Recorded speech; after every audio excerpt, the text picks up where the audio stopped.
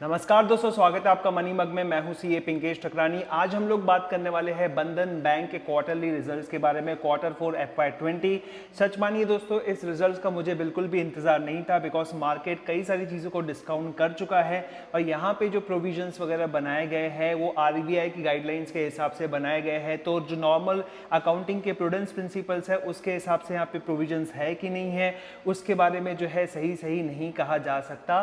साथ ही साथ दोस्तों, यहाँ पर जिस तरह की भी चीज़ें चल रही है, वो मोराटोरियम जो चल रहा था उसकी वजह से कई सारे लोगों ने पेमेंट नहीं दिया होगा, या फिर हो सकता है कि आगे चल के वो डिफॉल्ट कर रहे होंगे, तो वो सभी चीज़ें इनके NPS वगैरह में आई होगी कि नहीं आई होगी, देन ये भी जो है क्वेश्चन होगा। तो इतना ज़्यादा जो है इसका एनालिसिस करने का जो है ज़रूरत नहीं है मेरे हिसाब से, बिकॉज जो फ्यूचर की मार्केट कंडीशन है उसी पर इसका शेयर प्राइस डिपेंड करने वाला है। वैसे मैं आपको बता दूं कि बंधन बैंक फंडामेंटली बहुत ही स्ट्रांग है। कई लोग ऑफेंड हो जाते हैं जब मैं कहता हूं कि कुछ निगेटिव बातें हैं इसके अंदर में, काफ़ी सारी पॉजिटिव बातें हैं इसके अंदर में, जो मैं आपको इस पर्टिकुलर वीडियो के अंदर भी बताने वाला हूं। तो बेसिकली ये बैंक फंडामेंटली स्ट्रांग है। आपका अगर ज़्यादा प्राइस पर लिया हुआ इसका शेयर है तो आपका पैसा रिकवर होने की पूरी चांसेस है। ये यस बैंक नहीं बनने वाली है जिसको बचाने के लिए लोग दौड़े।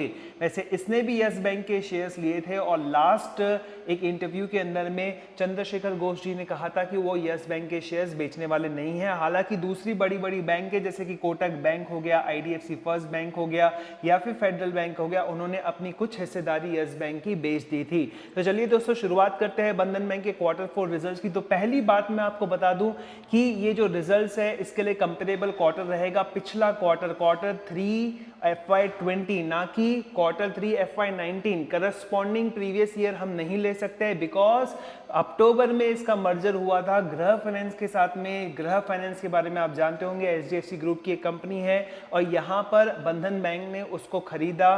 खरीदने का एक बहुत ही बेसिक रीजन है उसके अंदर में दोस्तों, क्योंकि यहाँ पे बंधन बैंक को अपना प्रमोटर स्टेक जो है उसको नॉर्म्स के अंदर में फिट करना था, लेकिन यहाँ पर वो फिट नहीं कर पा रही थी। तो इसकी वजह से जो है उनको ये ग्रह फाइनेंस परचेज करना पड़ा, बाय करना पड़ा, ताकि बेस बड़ा हो जाए तो प्रमोटर नॉर्म का जो प्रमोटर स्टेक का जो नॉर्म है वो वैसे ही छोटा लगने जाए रेशियो वाइज। और दोस्तों उसके बाद में जो Q3 FY20 की जो न्यूज आई इस पर्टिकुलर बैंक के लिए जो है काफी नेगेटिव न्यूज आई। एक एक करके मैं आपको बताते जा रहा हूँ। नंबर 1, ग्रह फाइनेंस एक्विजिशन हुआ, ये तो हुआ ही HDFC ग्रुप से। लेकिन नंबर 2 दोस्तों, यहाँ पर हुआ RBI ने पेनल्टी लगाई क्योंकि प्रमोटर स्टेक को जो है इन्होंने टाइम के हिसाब से जो है कम नहीं किया।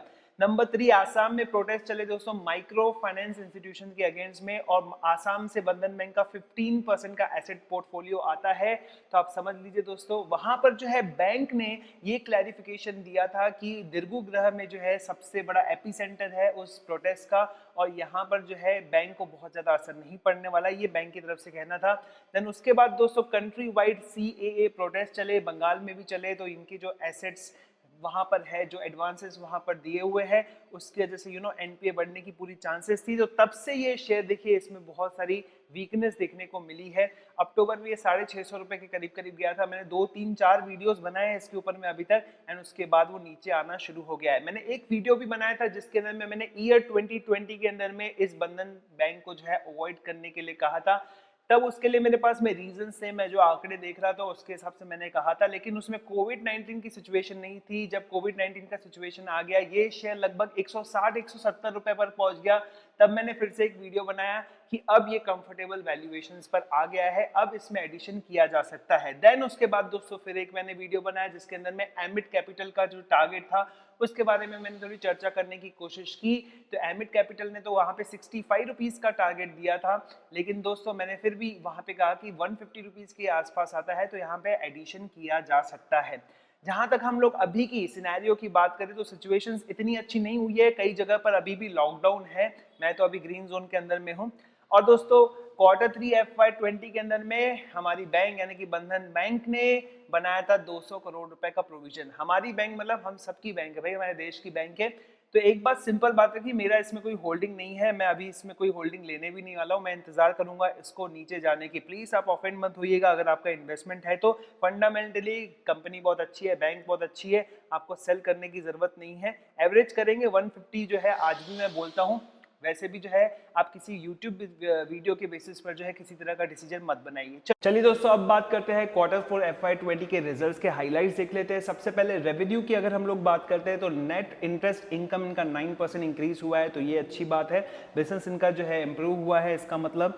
सेकेंड चीज दोस्तों, अगर नेट प्रॉफिट की बात करें तो ये 21% के करीब करीब डाउन हुआ है, ये पहुंचा है 517 करोड़ रुपए पर, जो कि 651 करोड़ रुपए था in the same quarter previous year. Provisions की बात करें तो दोस्तों ऑब्वियसली कोविड-19 की वजह से इन्होंने प्रोविजंस बढ़ाए हैं, तो दोस्तों बहुत ही ज्यादा प्रोविजंस इन्होंने किए हैं। 827 करोड़ रुपए के प्रोविजंस किए हैं, जो पिछले क्वार्टर के अंदर में 300 करोड़ थे। और दोस्तों सबसे अच्छी बात, पॉजिटिव बात यहाँ पर ये दिखती है कि जो इनके एनपीएस है उसमें जो है इंप्रूवमेंट दिख रहा है। आप कोई भी बैंक उठा लीजिए, आईसीआईसीआई बैंक उठा लीजिए, आप एचडीएफसी उठा के देख लीजिए, आप एक्सिस उठा के देख लीजिए, कोई भी बैंक आप देख लीजिए, सब में आपको एनपीए बढ़े हुए दिखेंगे। लेकिन दोस्तों यहाँ पर आपको जो है एनपीए इंप्रूव होते दिख रहे हैं। ग्रॉस एनपीए जो है इनका इंप्रूव हुआ है 1.48% से पर आ गया है दोस्तों 1.48%। ग्रॉस एनपीए इनका इंप्रूव हुआ है 1.48% आ गया है, जो था 1.93%। और दोस्तों नेट एनपीए 0.81% से डाउन होके 0.58% पे आएगा। दोस्तों यहाँ पे मोराटोरियम लगाया गया है, आपको पता है 90 डेज का मोराटोरियम है, कोई पेमेंट नहीं कर रहा है तो कई बैंकें जो है ऑटोमेटिकली उनको एक ऑप्शन दे रही है। तो ये ऑप्शन 100% जो है यहाँ पर बंधन बैंक ने किया होगा, एक्सरसाइज किया होगा, और दोस्तों इसकी वजह से इसके एनपीएस कम दिख रहे हैं। इस फिगर्स को मैं अभी रिलाय नहीं कर सकता हूँ, भले ही ऑडिटेड है, नो डाउट अबाउट इट, भले रूल्स रेगुलेशंस के हिसाब से है, पर डिसीजन मेकिंग के लिए ये एनपीएस में मैं रिलाय नहीं कर सकता। चलिए दोस्तों, बाकी की हाइलाइट्स हम देख लेते हैं कैसी है। काफी अच्छी हाइलाइट्स है। सबसे पहले इनका जो डिपॉजिट पोर्टफोलियो है वो 3 आप देख सकते हो वहां पे 3.96% ग्रो हुआ है, 3.96% ग्रो हुआ है क्वार्टर ऑन क्वार्टर से। ईयर ऑन ईयर बेसिस पे 32% ग्रोथ हुआ है। अगर दोस्तों कासा की ग्रोथ देखेंगे दोस्तों यहाँ पर तो 19% की ग्रोथ दिखती है वाई ऑन वाई बेसिस पर, यानी कि सेम क्वार्टर पिछले साल के साथ में कंपेयर करते हैं तो इस साल। और दोस्तों कासा रेशो देख लेते हैं, आज की डेट में इनका कासा रेशो है 36.48%, काफी अच्छा फिगर है, काफी मजबूत कासा इनका यहाँ पर दिखता है। लगभग इन्होंने 11 लाख कस्टमर्स को जोड़ा है इस क्वार्टर के अंदर में, Q4 FY20 के अंदर में। अगेन एक बहुत अच्छी चीज है। जीएनपीए एनएनपीए तो बता दिया मैंने आपको कि इंप्रूव हुए हैं। देन दोस्तों अगर आप देखेंगे इनका कैपिटल एडिक्वेसी 27.43%, दोस्तों यहाँ पे दिल जीत लेती है ये बैंक पूरी तरह से। 27% का इनका कैपिटल एडिक्वेसी है, तो कोई चांस ही नहीं बनता कि इस बैंक को जो है कहीं से फंडिंग की बहुत ज्यादा जरूरत हो एंड ऑल। इनका जो टीयर 1 कैपिटल है 21% है, तो बहुत ही खास जो है यहाँ पे टीयर 1 कैपिटल है। You should be proud of this bank, जिस लेवल पर ये पहुंची है। एक बार 80,000 करोड़ रुपए का इनका टोटल मार्केट कैपिटलाइजेशन पहुंच गया था, अभी 40,000 करोड़ रुपए का है।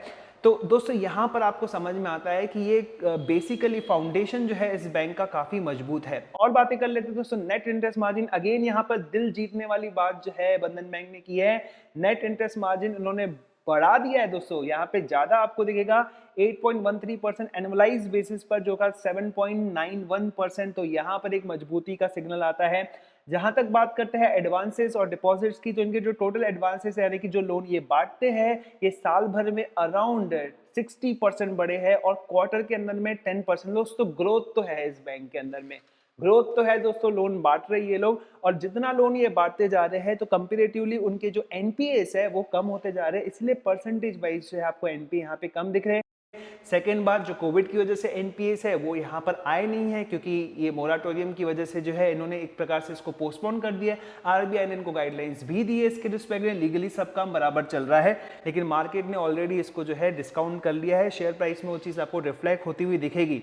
दोस्तों उसके बाद में बात करते हैं टोटल डिपॉजिट्स, और साल भर के अंदर में इनके टोटल डिपॉजिट्स अच्छे खासे बढ़े हैं 32%, और अगर क्वार्टर ऑन क्वार्टर के बेसिस पे बात करें तो लगभग 4% जो है इनके एडवांसेस बढ़े हैं। अब दोस्तों देखते हैं हमारे चंद्रशेखर घोष जी का क्या कहना है। तो इनका तो काफी अच्छा कहना है कि क्वार्टर जो है काफी अच्छा गया, और दिख भी रहा है फिगर से, जितने सारे नंबर्स हमको प्रेजेंट किए गए हैं, चाहे कासा के हो चाहे एडवांसेस के हो, सब जो है पॉजिटिव दिख रहे हैं। लेकिन इन्होंने बताया है कि 690 करोड़ रुपए के इनको प्रोविजंस करने पड़े, आरबीआई की गाइडलाइंस वगैरह फॉलो की होगी, तो अच्छी बात है प्रोविजन करना। मुझे लगता है कि यहाँ पे ज्यादा प्रोविजंस होने चाहिए थे। अब दोस्तों और कुछ की हाइलाइट्स अगर हम लोग यहाँ पे देखना चाहें तो यहाँ पे दोस्तों हमारे पास में सबसे पहले काशा टू टोटल डिपॉजिट, ये तो मैंने आपको बता दिया 36% पे काफ़ी बढ़िया है।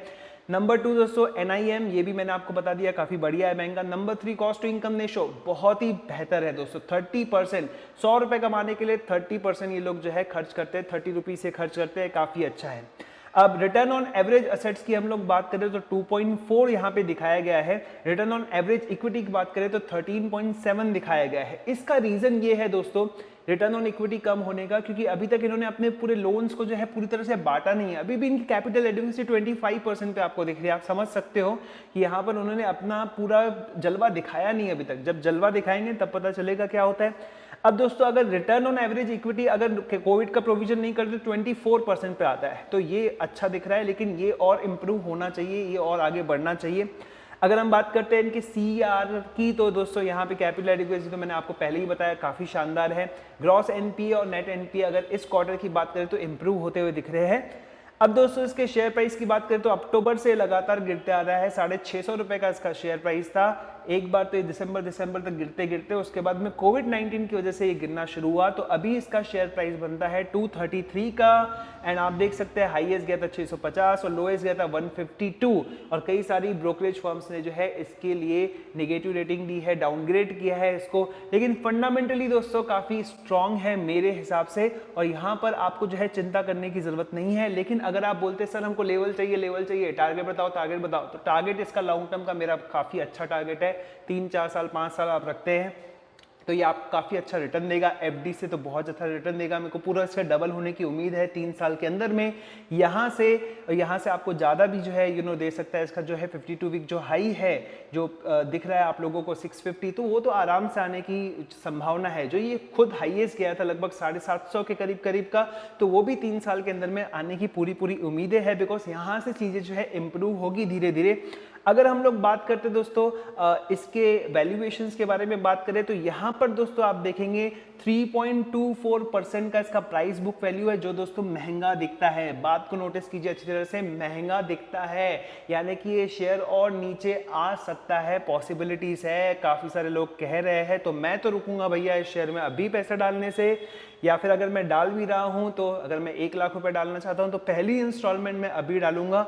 नेक्स्ट इंस्टॉलमेंट जब ये 200 के नीचे आता है तब डालूंगा। फिर नेक्स्ट इंस्टॉलमेंट जब 150-160 के करीब आता है तब डालूंगा। फिर सिचुएशंस देखूंगा, उसके हिसाब से जो है बाकी की 2 इंस्टॉलमेंट्स के बारे में सोचूंगा मैं।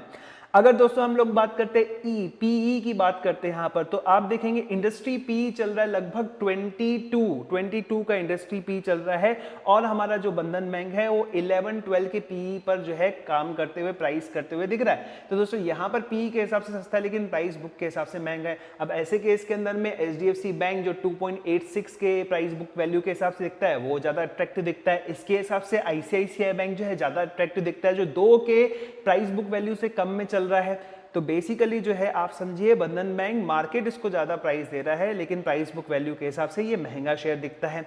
टेक्निकल पैरामीटर पे बात करते हैं, राइट साइड में आ जाइए दोस्तों। स्टॉक एज ऐप से मैंने ये लिया है, तो आप देख सकते हैं MACD इसका नेगेटिव दिखता है, यानी कि बियरिश ट्रेंड अभी भी इसमें कायम है, तो यहाँ पे चांसेस रहेगी शेयर जो है नीचे जा सकता है।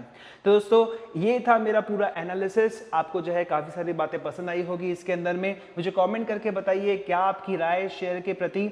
और दोस्तों इस पर्टिकुलर वीडियो के स्पॉन्सर टिकर टेप, जिसका मैंने आपको स्क्रीनशॉट दिखाया, इसके अलावा जीरोधा अपस्टॉक में अगर आपको डीमेट अकाउंट खुलवाने हैं तो लिंक डिस्क्रिप्शन में अवेलेबल है। पिन कमेंट भी आप देख सकते हैं, वहां पर भी जो है आपको लिंक मिल जाएगी। दोस्तों आप कमेंट में बताइए कि किस तरह के और वीडियोस आपको चाहिए, किस कंपनी के स्टॉक पे आपको जो है वीडियोस चाहिए। जिस पर्टिकुलर स्टॉक के रिस्पेक्ट में सबसे ज्यादा कमेंट्स आएगी उस पर हम लोग वीडियो बनाने की कोशिश करेंगे। तब तक के लिए नमस्कार दोस्तों, धन्यवाद।